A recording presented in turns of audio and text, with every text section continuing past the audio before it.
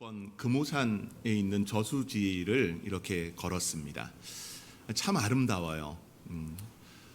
녹음이 굉장히 짙고 하늘은 파랗고 햇살은 뜨겁고, 하지만 자연을 바라보면서 참 하나님의 창조의 세계 안에 우리가 있다는 것, 또 그 사랑 안에 특별히 가족을 더해 주셨다는 것, 그것이 얼마나 감사한 일인지를 다시 되돌아보는 시간이었습니다. 저수지를 걷다가 이런 장면을 목격했습니다. 이제 한 두 돌이 채 안 됐을 것 같은 아이를 데려온 엄마. 아이에게는 여자아이였는데 이쁜 가방이 매져 있었고 신발도 꽤 이쁜 걸 신었습니다. 아장아장 걸어가고 있는데 그 걸음이 어찌나 귀여운지 몰랐어요. 근데 그 아이가 걸으면서 저수지 쪽으로 자꾸 위태위태하게 이렇게 한쪽으로 쏠리는 겁니다.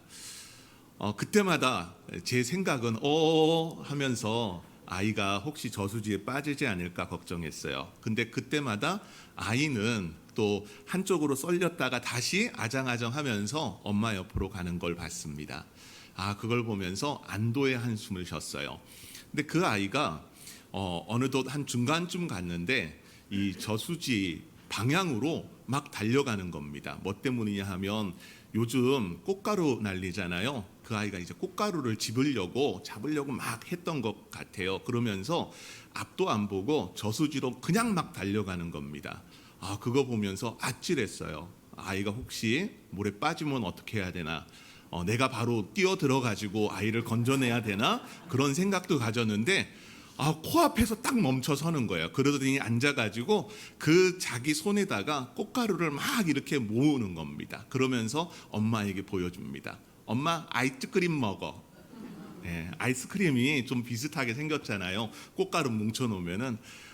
그걸 보면서 아찔함의 생각도 들었고 참 아이가 참 이쁘다라는 생각도 들었습니다. 길을 가면서 아빠와 아들이 자전거 타는 걸 봤어요. 헬멧을 쓰고 아이가 두발 자전거를 이렇게 타는데 처음 타는 것 같았어요. 그러다 보니까 페달을 이렇게 돌리면서 가는데 아빠가 뒤에서 안장을 잡고 있는 겁니다. 안 넘어지도록 잘 잡고 있다가 아빠가 손을 놓으니까 아이가 핸들이 왔다 갔다 하면서 위태위태합니다. 그때마다 뒤에서 아빠가 꽉 잡아주는 모습을 봤습니다. 이 모습을 보면서 우리의 삶에도 이런 위태로운 위기의 시간이 있다라는 것, 세상의 사람들, 어린아이들 뿐만이 아니라 우리에게도 이런 위기의 시간, 위태로운 삶의 모습이 있습니다. 그때마다 하나님께서 우리를 붙들어 주심이 있다는 것, 그것이 얼마나 감사한 줄 모릅니다. 오늘은 특별히 성령 강림 주일입니다. 제가 날짜를 잘못 알았어요. 다음 주인 줄 알고 있었는데 오늘이더라고요. 그래서 이 성령 강림 주일을 보냄에 있어서 성령은 우리를 돕는 분으로 하나님께서 더해 주셨습니다.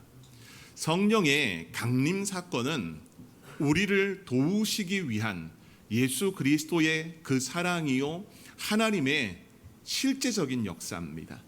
성령의 그 강림 속에 우리 성도 여러분들이 성령의 충만함 안에 살아가는 귀한 역사 있기를 간절히 소망합니다. 자, 이제 우리가 본문으로 좀 들어갔으면 좋겠습니다. 오늘 본문인 34편, 시편 34편은 우리 성경의 표제어에 이렇게 표시가 되어 있습니다. 다윗이 아비멜렉 앞에서 미친 채 하다가 쫓겨나서 지은 시라는 겁니다. 이 표제어를 본다면은 다윗이 아비멜렉 앞에 선 적이 있느냐라고 우리는 물음을 던질 수 있습니다. 앞에 섰습니다. 그런데 그 아비멜렉이라는 이름이 아니라 성경에서는 이 가드의 왕이었던 아기스 앞에 섰던 시절이 있습니다. 가드의 왕 또한 아비멜렉이라고 부를 수 있습니다. 아비멜렉이라는 것은 내 아버지는 왕이다라는 뜻입니다. 그런 부분에서 이 아기스 앞에 섰을 때니까 사무엘상 21장의 내용이 오늘 배경이 되는 겁니다. 자, 자, 사무엘상 21장 10절서부터 15절의 내용을 좀 요약해서 알려드린다면은 다윗이 사울을 피해 도망을 합니다. 이 사울을 피해 도망할 때 높당에 있는 아히멜렉 제사장에게로 먼저 가게 됩니다. 근데 이때만 해도요, 다윗에게는 주변에 따르는 사람이 없었습니다. 홀로 도망자의 삶을 살아갑니다. 여러분, 홀로 도망자의 삶을 살아가는 것, 다윗이 계속해서 사울이 계속해서 다윗의 목숨을 해하려고 하는 그 상황 속에 다윗은 도망을 계속해서 갑니다. 그런데 도망을 어디로 가느냐? 블레셋 땅으로 갑니다. 그것도 성경에 어떻게 기록하고 있느냐? 가드 왕 아기스 앞에 서게 됩니다. 여러분, 블레셋 땅으로 도망가는 것 어느 정도 이해할 수 있어요. 근데 가드 땅으로까지 과연 도망가야 했을까요? 여러분, 가드라고 한다면 어떤 곳일까요? 다윗과는 상당히 이 관계성이 있는 땅입니다. 어떤 관계냐? 여러분, 다윗이 무명의 청년이었습니다. 청소년이었습니다. 성경에서 이스라엘 사람들에게 가장 드러났던 사건이 어떤 사건입니까? 블레셋 장수였던 골리앗을 쓰러뜨린 일이죠. 골리앗에게 이 물맷돌을 돌려서 물맷돌로 이 골리앗을 쓰러뜨렸고 그의 칼을 끄집어내서 그의 목을 베서 그를 죽였습니다. 여러분, 골리앗이 어디 사람입니까? 가드 사람입니다. 가드 사람 앞에 선다는 것, 여러분, 다윗이 지금 피할 곳이 없어서 그곳까지 갑니다. 어떤 분은 그래요. 적의 적은 아군이다라는 이야기를 합니다. 여러분, 적의 적은 아군이기에 같이 손을 잡을 수 있습니다. 적과의 동침이라는 말도 하기 때문에 그게 맞을 수도 있습니다. 그러나 다윗이 이 가드까지 내려가서 아기스에게 자기를 의탁하려고 할 때, 여러분, 과연 그것이 하나님께서 바라시는 생각이었을까요? 아니면 다윗이 생각하는 바, 이제 내가 도망갈 곳이 없어서 그곳까지 내가 도망간다라고 여겼을까요? 글쎄요, 하나님의 뜻일지 아니면 인간 다윗의 뜻일지 그것은 정확히 알지 못합니다. 그러나 저라면 가드 땅으로 내려가지 않습니다. 골리앗의 그런 집안 사람들이 다윗을 철천지 원수로 여겼을 것이고, 또 블레셋과의 그 전투에서 다윗이 승리하는 모습이 항상 있었고, 또 이스라엘의 승리함 가운데 유다가 승리함 가운데 있었기에 아마도 블레셋 사람들은 이 이스라엘 사람들을 향해서 원수처럼 여기고 있었을 겁니다. 그런 다윗이 이 가드 땅으로 내려가게 됩니다. 가드 땅에 내려갈 때 여러분, 오늘날처럼 다윗의 얼굴이 알려지지 않았을 겁니다. 요즘은 범죄자들 같은 경우 머그샷이라는 걸 찍잖아요. 사진을 찍어가지고 그걸 배포를 합니다. 그러나 이 당시 시절에는 그런 게 없었습니다. 그런데도 어떠냐? 아기스의 신하들 같은 경우는 그가 다윗이란 것을 단번에 알아버립니다. 그리고 아기스 앞에서 이렇게 행동합니다. 춤을 추면서 이 사람들이 노래합니다. 어떻게 노래하느냐? 사울이 죽인 자는 천천히요, 다윗이 죽인 자는 만만이로다. 이것은 당시 이스라엘의 아이들과 또 이스라엘 백성들이 전투에서 승리하면서 이스라엘로 귀환할 때 그 귀환하는 길에서 많은 사람들이 불렀던 노래입니다. 그 이 노래를 아기스 앞에서 아기스의 신하들이 말하고 있는 겁니다.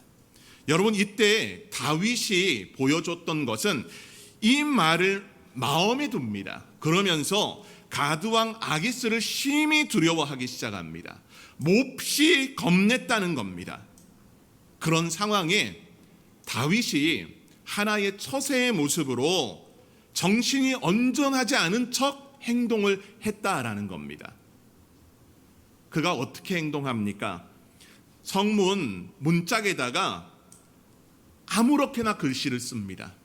그리고 입에서는 침을 질질질질 흘리면서 이 수염을 타고 침이 질질질질 흘러내리는 겁니다. 마치 미친 사람인 척 행동하는 겁니다. 이것이 과연 다윗의 처세였을까라는 생각을 하지만 그런 위기 속에서 하나님이 주신 지혜로 이 모든 상황을 넘어가는 것 같습니다. 이런 상황 안에 고백하고 노래했던 것이 다윗이 한참 지나서 과거를 회상한 가운데 이 시편 34편을 그리고 또 한 편이 있어요. 시편 56편을 통해 이 상황에 처해 있음 가운데 그가 하나님 앞에 노래하는 겁니다. 아비멜렉 앞에서 미친 채 하다가 쫓겨나서 지은 시 56편에서는 다윗이 가드에서 블레셋인에게 잡힌 때에라고 하면서 그 상황을 그대로 우리에게 알려줍니다. 하나님 내게 은혜를 베푸소서 사람이 나를 삼키려고 종일 치며 압제하나이다. 이런 배경 안에 오늘 다윗은 이 고백으로 하나님께 노래하며 나아가고 있습니다. 여러분 위기가 찾아오고 위태로운 삶의 모습이 여러분들 안에 있습니다. 여러분들 하는 모든 일이 만사형통합니까? 하는 모든 것마다 승승장구합니까? 연승하고 있습니까? 여러분 그렇지 않잖아요. 성도의 삶을 보게 되면은 항상 복된 삶이 될 수도 있지만 위기의 시절이 찾아옵니다. 내 육신의 위기일 수도 있고 물질의 위기일 수도 있고 사람을 통해 오는 위기일 수도 있습니다. 그 위기 가운데 우리는 이 위기를 타파해 나가기 위해서 다양한 생각들을 합니다. 내 건강의 문제, 내 물질의 문제, 사람과의 문제, 모든 염려와 근심과 걱정들을 싸매며 우리는 생각합니다. 그래서 우리에게 스트레스가 오고 또 두통이 오고 불면증이 오고 하는 것 아닐까라는 생각을 갖습니다. 여러분 그러나 이 모든 상황에 다윗의 모습은 하나님 앞에 이렇게 고백합니다. 오늘 본문 전체는 아니지만요 8절, 9절, 10절을 통해서 다윗은 이 고백을 합니다. 어떤 고백이냐? 하나님께 피하는 자, 그에게 피하는 자, 그리고 그를 경외하는 자, 여호와를 찾는 자라고 이야기하면서 우리가 바로 이런 자여야 한다라는 것을 말합니다. 이것이 다윗의 모습일 수 있습니다. 하나님께 피했고 여호와를 경외했고 여호와를 찾았고 다윗의 항상 삶의 모습일 수 있습니다. 여러분 저는 우리 성도 여러분들이 인생에 위기가 찾아왔을 때 위태로운 그 삶을 살아가고 걸어갈 때 의지해야 할 분은 오직 한 분이라고 생각합니다. 여러분과 함께하는 가족도 중요합니다.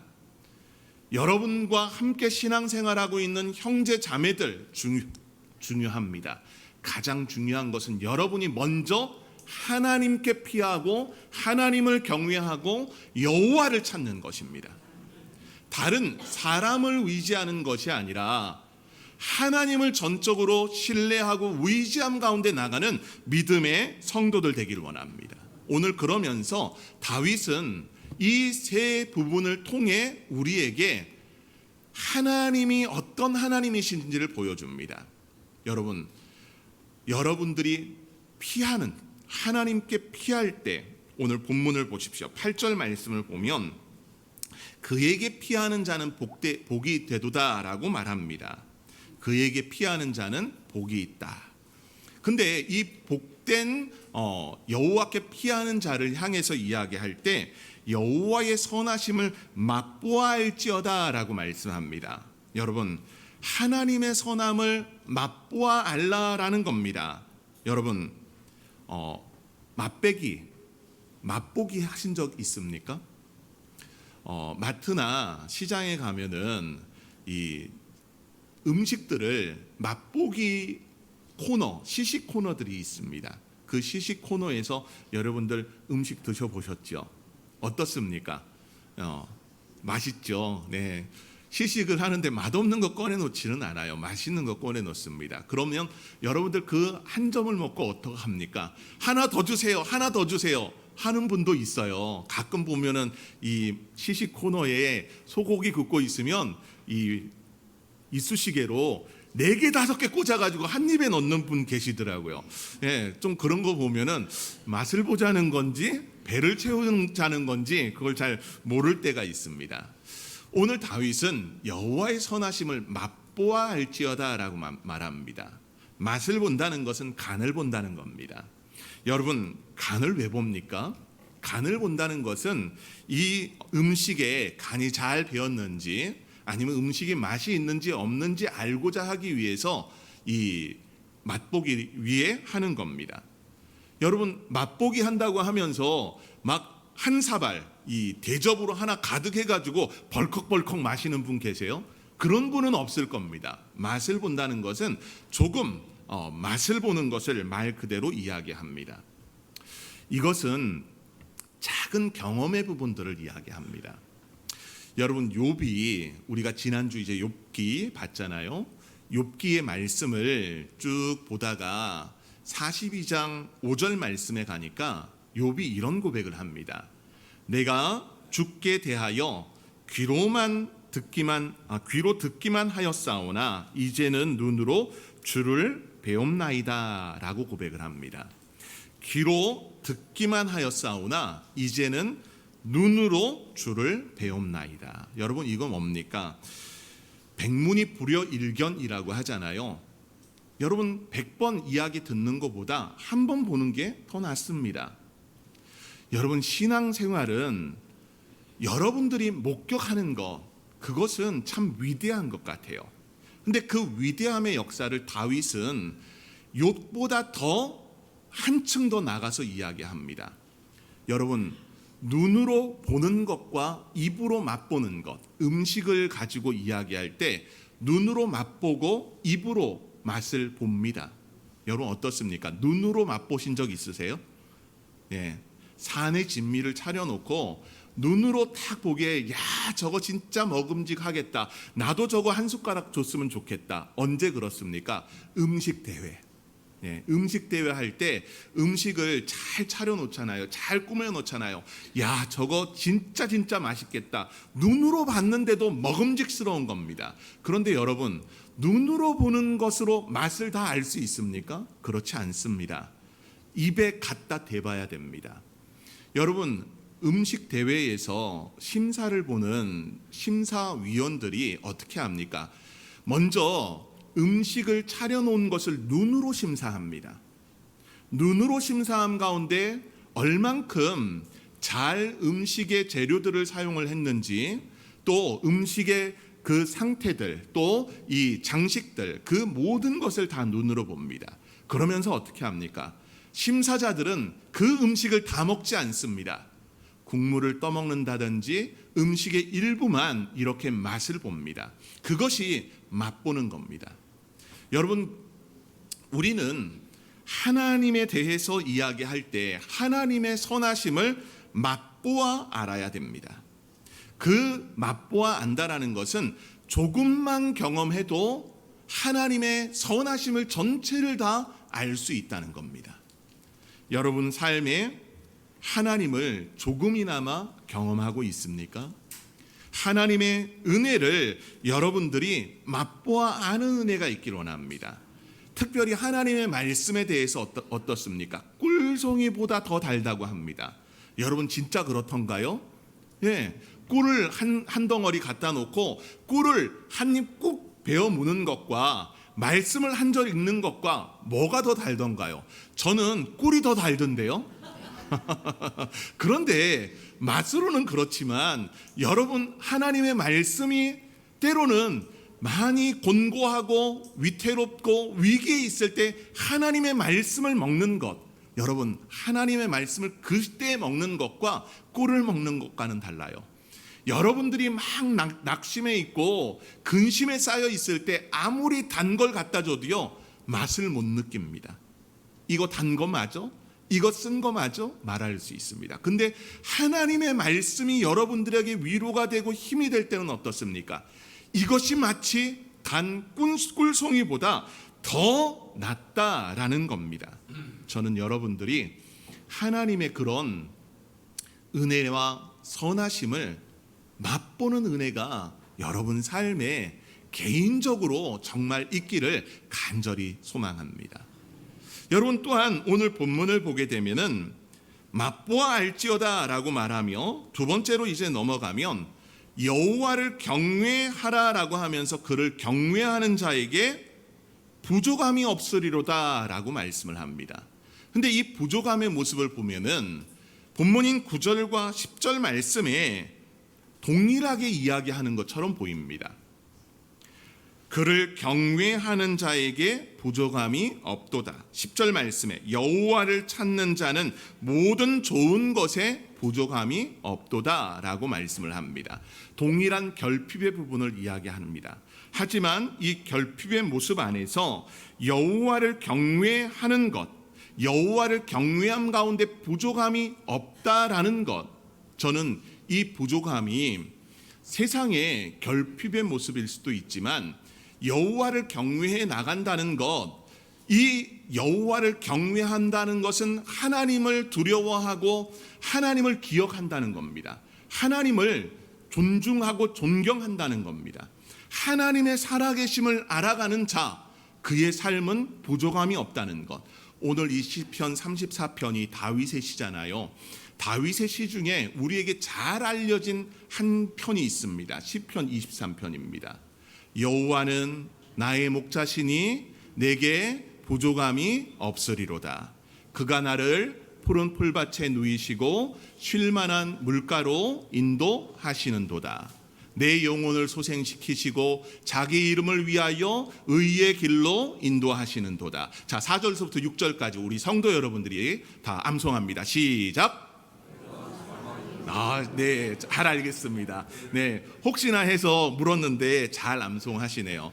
여러분 시편 23편에서 다윗은 여호와 하나님으로 말미암아 자기의 인생에 부족함이 없음을 말합니다.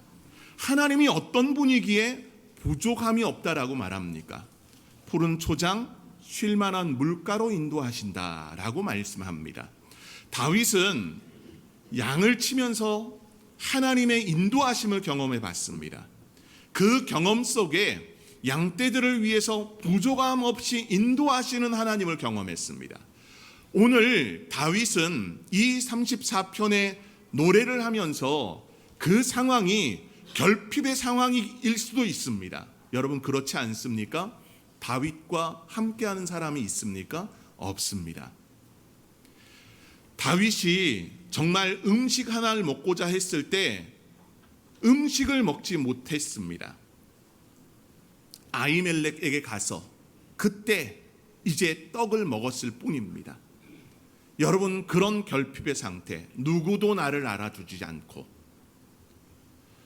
세상이 나를 몰라주며 내가 발버둥 쳐도 위기의 순간만이 내 앞에 계속 절벽같이 다가올 때 다윗은 그 고백을 내가 바다 끝에 서 있을지라도 라는 표현을 합니다.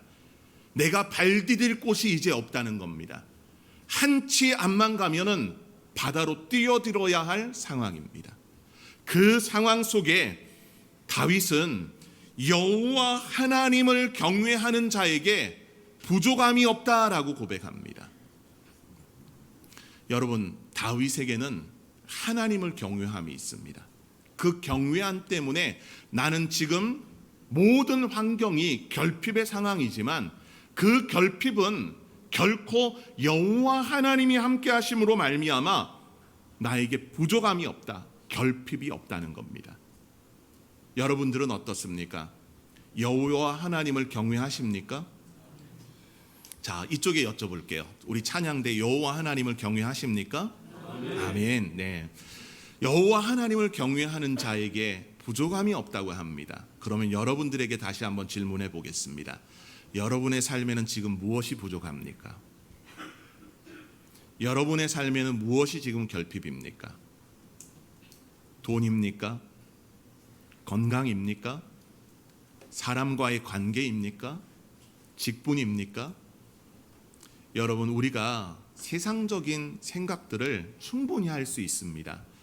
눈에 보이는 것, 좋은 것, 잘난 것 갖고자 하는 것은 사람의 마음입니다. 그러나 우리는 때로 만족의 역사를 배워야 됩니다. 자족함을 배운다. 사도 바울이 이야기했습니다. 여호와 하나님 한 분으로 말미암아 부족함이 없다는 것. 여러분의 인생에 하나님이 크신 사랑으로 날마다 함께 하심을 기억했으면 좋겠습니다. 여호와께 피하는 자, 여호와를 경외하는 자는 바로 하나님과 함께하는 자입니다. 성도 여러분들의 삶 전체가 그런 여호와 하나님을 경외하는 성도의 삶이 되기를 소망합니다. 또한 10절 말씀으로 넘어가게 되면은 여호와를 찾는 자에게 모든 좋은 것에 부족함이 없으리로다 말씀합니다. 여러분, 그런데 이 상황을 보십시오. 다윗은 젊은 사자는 궁핍하여 줄일지라도 라고 말합니다. 여러분, 젊은 사자가 굶는 것 봤습니까? 어릴 때 동물의 왕국을 좋아해서 항상 오후 5시 반 되면은 이 동물의 왕국을 보기 위해서 그 텔레비 앞에 있었던 적이 있습니다. 그러면 가끔 이 맹수들이 등장을 합니다. 여러분, 사자가 사냥을 하는 거 보셨습니까? 사자는 혼자 사냥하지 않습니다. 무리들이 함께 그룹을 이뤄서 사냥을 합니다. 여러분, 그 사자가 공격하는 것, 암사자의 공격 방법과 숫사자의 공격 방법이 다르고 늙은 사자의 공격 방법과 젊은 사자의 공격 방법이 다릅니다. 젊은 사자는 기운이 넘칩니다. 여러분, 이 젊은 사자는 무엇이든지 다 잡아갈 수 있습니다. 뱀과도 싸우는 것, 악어와도 싸우는 것, 심지어는 이 젊은 사자는 너무나 용맹해서 덩치가 10배 이상 큰 사자, 이 코끼리에게도 달려드는 걸 봤습니다. 여러분, 코끼리는 무서운 동물입니다. 한번 밟아버리면 이 맹수라고 해도 내장이 다 터져버립니다. 젊은 사자는 충분히 사냥할 수 있습니다. 그런데 젊은 사자는 궁핍하여 줄일지라도 라고 말합니다. 여러분, 젊은 사자가 궁핍하여 줄인다는 것, 그것은 마치 있을 수 없는 일처럼 보입니다. 그러나 오늘 다윗은 이렇게 고백합니다. 여호와를 찾는 자는 모든 좋은 것에 부족함이 없으리로다. 앞에서 그냥 부족함이 없다라고 했다면 뒤에서는 모든 좋은 것에 라고 하면서 형용을 합니다. 여러분, 하나님을 찾는 자에게 하나님은 하나님의 뜻 안에서 많은 것을 베풀어 주십니다. 구하라, 찾으라, 문을 두드리라. 예수님께서 우리에게 가르쳐 주셨지요. 여러분, 모든 것을 주신다는 것은 우리가 구하는 모든 것을 다 그냥 주시겠다는 것이 아닙니다. 우리의 필요를 헤아리시고 우리의 필요에 따라 하나님의 뜻 안에서 우리에게 주시겠다는 겁니다. 젊은 사자를 예를 들면서 젊은 사자는 하나님이 필요 없는 존재입니다. 내 힘과 내 용맹함으로 사냥할 수 있기 때문에. 그러나 여호와를 찾는 자는 어떻습니까? 내 힘이 아니요, 내 능이 아니요, 내 실력이 아니라 바로 여호와 하나님께 의탁하는 자를 이야기합니다. 우리 성도 여러분들의 삶의 자리가 신앙의 위기가 오고 때로는 위태로운 삶을 살아갈 때 의지해야 될 분이 누구인지, 여호와께 피하고 주를 경외하고 여호와를 찾는 자, 우리 성도 여러분들이 그런 성도 되기를 소망합니다. 이 역사에서 그러면 다윗은 무엇이라고 또 찬양을 하느냐? 본문 11절 말씀을 보면 너희 자녀들아 와서 내 말을 들으라. 내가 여호와를 경외하는 법을 너희에게 가르치리로다. 자신에게 오라라고 말합니다. 그리고 내 말을 들으라라고 말합니다. 여호와를 경외하는 법을 너희에게 가르치겠다라 말합니다. 다윗의 일생에서 경험한 하나님, 위기의 순간 가운데 여호와께 피했었고 여호와를 경외함 가운데 여호와 하나님께 나아갔고 여호와를 찾음 가운데 다윗은 이 사무엘 상하를 보게 되면 많은 하나님으로부터 은혜를 받습니다. 많은 하나님으로부터 축복을 받습니다. 그 상황에 내가 여호와를 경외하는 법을 너희에게 알리라 라고 하면서 그것을 가르치겠다라고 말합니다. 여러분, 여호와를 경외하는 방법 어떤 것이 있을까요? 여호와 하나님을 인식하며 살아가는 겁니다. 하나님이 나와 함께 하신다는 것, 위태로운 삶에 여호와 하나님이 계시다는 것, 그 하나님 앞에 나가는 믿음의 성도 되기를 소망합니다. 또한 다윗은 이 경외하는 삶이 어떤 것이라고 하면서 몇 가지를 좀 이야기를 합니다. 근데 그 중에 저는 한 가지만 여러분들이 잘 실천해 나가길 원합니다. 한 주간뿐만이 아니라 여러분의 일평생, 오늘서부터 이것이 잘 실행됐으면 좋겠습니다. 제 말이 아니고 다윗이 찬양한 고백으로 봐봅시다. 본문인 13절 말씀입니다. 내 혀를 악에서 금하며 내 입술을 거짓말에서 금할지어다. 악을 버리고 선을 행하며 화평을 찾아 따를지어다. 여러분, 이 내용은 좀 방대합니다. 그러나 여러분들이 오늘 하루 실천할 수 있는 것, 여러분의 일생에 실천할 수 있는 한 가지를 이야기한다면 여러분들의 언어 생활이 하나님 앞에 바뀌어지기를 바랍니다.